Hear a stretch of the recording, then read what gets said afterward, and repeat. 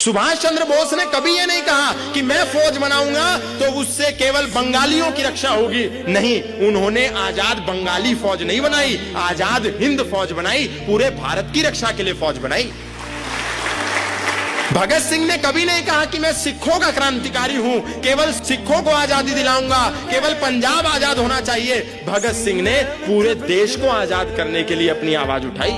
लाला लाजपत राय जब लाठी खा रहे थे तो केवल लालाओं के लिए नहीं खा रहे थे, पूरे देश के लिए खा रहे थे। छत्रपति शिवाजी महाराज केवल महाराष्ट्र के लिए नहीं लड़े, तमिलनाडु तक जाकर के उन्होंने विधर्मियों के साथ युद्ध लड़े।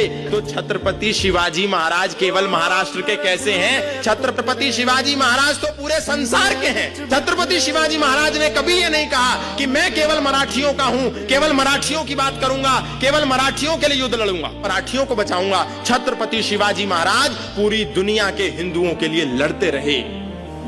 महाराणा प्रताप ने कभी ये नहीं कहा कि मैं केवल राजपूतों का हूं, केवल राजपूतों की रक्षा की बात करूंगा, ऐसा कभी नहीं कहा। महाराणा प्रताप अंतिम श्वास तक हिंदुओं की, हिंदुत्व की, सनातन की रक्षा के लिए लड़ते रहे।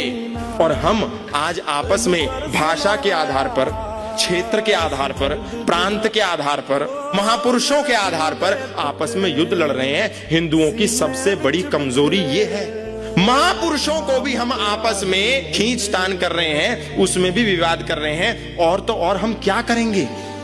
आज हिंदू समाज की सबसे बड़ी विडंबना केवल यह है कि उन्होंने अपने महापुरुषों पर भी अपने पेटेंट कर दिए। इससे भयावह समय इस देश के लिए, हिंदुओं के लिए कभी कोई नहीं हो सकता।